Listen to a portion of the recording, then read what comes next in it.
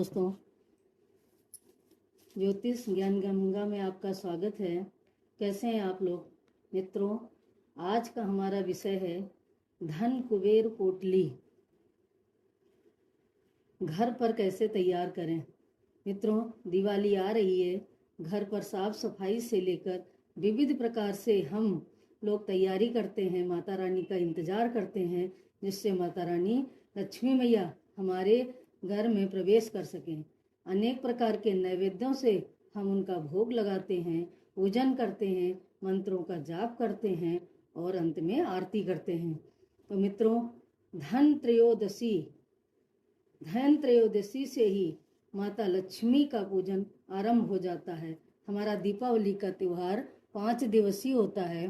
धन त्रयोदशी से उस दिन हम लोग नई नई वस्तुएं और ज्वेलरी, अनेक प्रकार की वस्तुएं को खरीद के लाते हैं, जिससे मान्यता है कि हमारे यहाँ धन की हमेशा वृद्धि बनी रहे। तो ये सोचकर हम लोग धन त्रयोदशी के दिन अवश्य कुछ न कुछ अपने घरों में खरीद के लाते हैं।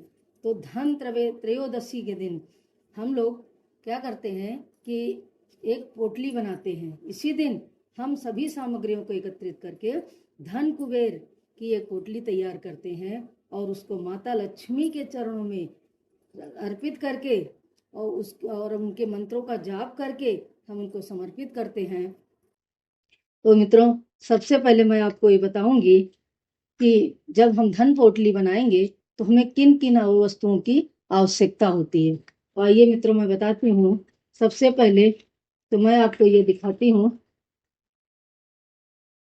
ये हमारी हल्दी है, जो साधारण घरों में यूज की जाती है। आप देख लीजिए, ये हल्दी है। और इसके बाद में ये काली हल्दी है। 5 गांठें मैंने पीली हल्दी की ले ली है और 5 गांठें हमने ये काली हल्दी की ले ली है। तो हमारी ये हल्दी हो गई। एक पीली हल्दी है और एक काली हल्दी है, जिसको लामा हल्दी भी बोलते हैं। दूसरा, प्रिय मित्रों, हमारी ये धनिया है। आप देख लीजिए, ये धनिया है। इसमें हमने कुछ धनिया के बीज ले लिए हैं। आप अच्छी तरह देख लीजिए, ये धनिया के बीज हैं। ये भी हम माता रानी की जो पोटली बनाएंगे तो इसमें यूज करेंगे। तीसरी वस्तु है मित्रों हमारे पास, ये है सुपारी। सुपारी जो हम लोग पूजन में यूज कर देते हैं, वो पोटली जो माता रानी की बनाते हैं, तो ये अति आवश्यक है, ये भी होना चाहिए। दूसरा मित्रों, ये है सतावर। ये सतावर है, आप देख लीजिए, अच्छी तरह देख लीजिए, सतावर है।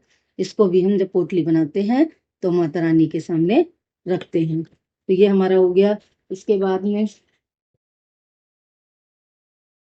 ये हो गया हमारा गोमती चक्र। ये आप देख लीजिए अच्छी तरह से, ये गोमती चक्र हैं। 5 गोमती चक्र मैंने ले लिए हैं। और ये हमने इसके बाद में फिर ये हमारे 5 कमल गट्टा हैं। आप देख लीजिए, कमल गट्टा भी हम माता रानी के प्रसाद में भोग में अर्पित करते हैं। तो ये हमारा कमल गट्टा है। आप ये देख लीजिए, ये कमल गट्टा हो गया। इसके बाद मित्रों, ये है कौड़ी।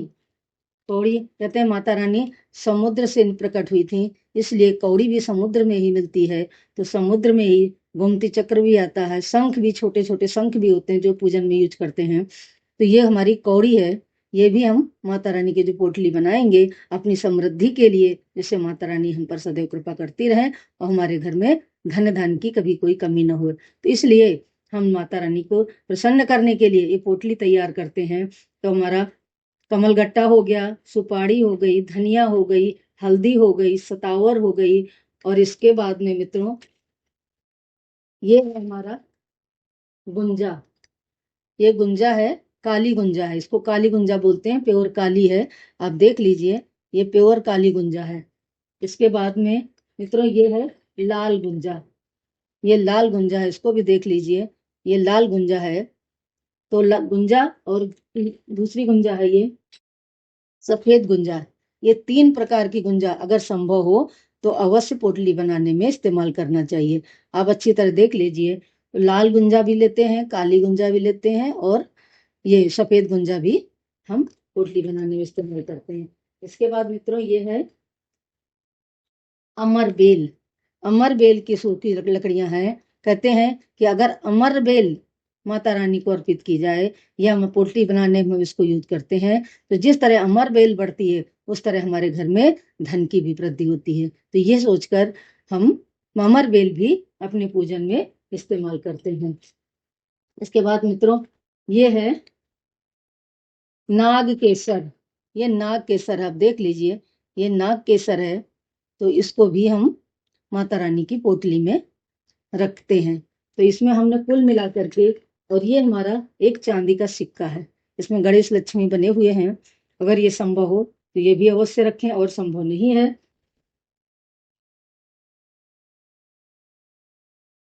तो एक नॉर्मल सिक्का जो आपके घरों में होता है, वो नॉर्मल सिक्का भी आप रख सकते हैं।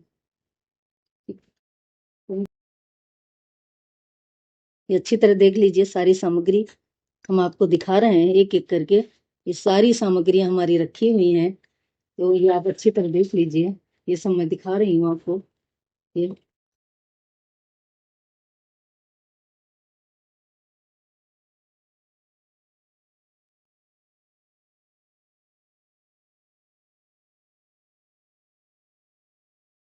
और मित्रों, ये थोड़ा सा मैंने कपूर ले लिया है। तो ये कपूर जब हम पूजन करने के बाद 5 दिनों तक हम इन पोटली का पूजन करते हैं माता रानी के चरणों में रख करके, और उसके बाद में जब हम इसको तिजोरी में रखते हैं तो थोड़ा सा कपूर उसमें रख देते हैं, एक पेपर में लपेट करके, जिससे कि जो हमारी सामग्री है, जैसे हल्दी है, धनिया है, ये पूरे वर्ष हमारी तिजोरी में रखी रहती है, तो उसमें किसी प्रकार का कीड़ा ना लगने पाए। तो इसलिए हम उसको कपूर भी माता रानी के उसमें सामग्री में जो हम मिलाते हैं, कोई पोटली बनाते हैं, उसमें रख देते हैं।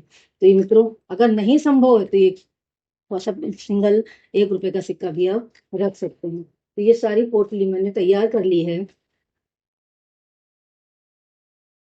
तैयार करने के बाद में ये हम सारी पोटली, इस एक लाल वस्त्र ले लिया है, आप देख लीजिए। इस लाल वस्त्र में हम इसको बांध करके रख देंगे सारी चीजें।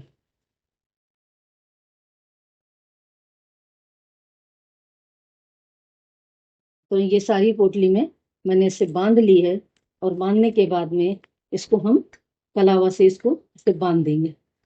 कलावा से इसको बांध देंगे। ये हमने कलावों में से इसको बांध के रख दिया है। तो जिस दिन हम माता रानी का पूजन करेंगे, ये पूजन हमको धन त्रयोदशी के दिन शाम को करना है। तो शाम के समय जब हम पूजन करेंगे तो माता रानी का पहले गणेश जी का ध्यान करेंगे, ओम गणपतये नमः। इसके बाद में फिर हम हाथ में जल लेकर, जो हमारी पोटली है, गंगा जल लेकर के फिर इस पोटली पर हम ऐसे गंगा जल छिड़क देंगे, थोड़ा अच्छा छिड़क देंगे, और इसके बाद में हम मंत्रों का जाप करेंगे। तो मंत्र नोट कर लें। ओम ओम श्रीम ह्रीम श्रीम महालक्ष्मी नमः। ओम श्रीम ह्रीम श्रीम महालक्ष्मी नमः। ओम श्रीम ह्रीम महालक्ष्मी नमः। इसका 108 बार पाठ कर लें। और इसके बाद में इसके बाद में फिर आप कुबेर जी का पूजन करेंगे। तो कुबेर जी का मंत्र आप लिख लीजिए। धनदाय नमस्तुभ्यं निधि पदाय पद्माधिपाय च भगवन् तत्प्रसादेन धन धन्यादि संपदा। ओम कुबेराय नमः। फिर से एक मंत्र सुन लें एक बार। धनदाय नमस्तुभ्यं निधि पद्माधिपाय च भगवन् तत्प्रसादेन धन धान्य संपदा। ओम कुबेराय नमः। इस तरह पहले महालक्ष्मी का हम 108 मंत्रों का जाप कर लेंगे, और इसके बाद 108 बार अगर आपके पास कुबेर जी की कोई श्री यंत्र है तो आप उसको रख लीजिए। कोई प्रतिमा है तो आप धन त्रयोदशी दिन जब अपने घर में शाम के टाइम पूजन करेंगे तो कुबेर की कोई प्रतिमा हो तो उसको आप रख लीजिए। यदि नहीं है तो मन में उनका ध्यान करते हुए आप इन मंत्रों का जाप कर सकते हैं। यदि मंत्र आपको याद नहीं रहता है तो आप सिर्फ ओम कुबेराय नमः, ओम कुबेराय नमः, ओम कुबेराय नमः, ओम कुबेराय नमः, इस तरह से आप मंत्रों का जप करते रहेंगे।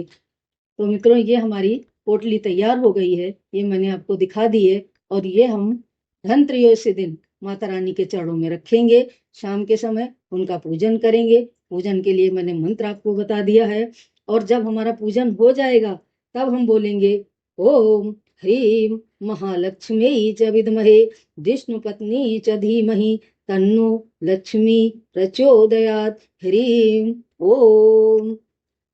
इस तरह से आप जब पूजन कर लेंगे आप माता रानी का और गणेश जी का और कुबेर भगवान का, तो उसके बाद में हम इन मंत्रों का अवश्य बोलना चाहिए। ओम ह्रीं महालक्ष्म्यै च विद्महे विष्णुपत्नीं च धीमहि तन्नो लक्ष्मी प्रचोदयात्।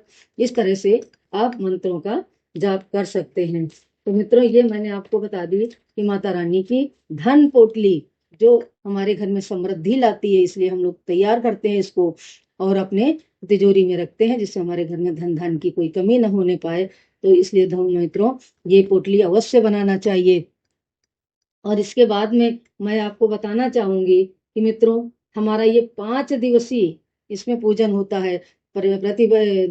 त्रयोदशी, चतुर्दशी, दीपावली, गोवर्धन पूजा और भाई दूज, 5 दिनों तक हम इनकी पूजा करेंगे। माता रानी के चरणों में पोटली रखी रहेगी।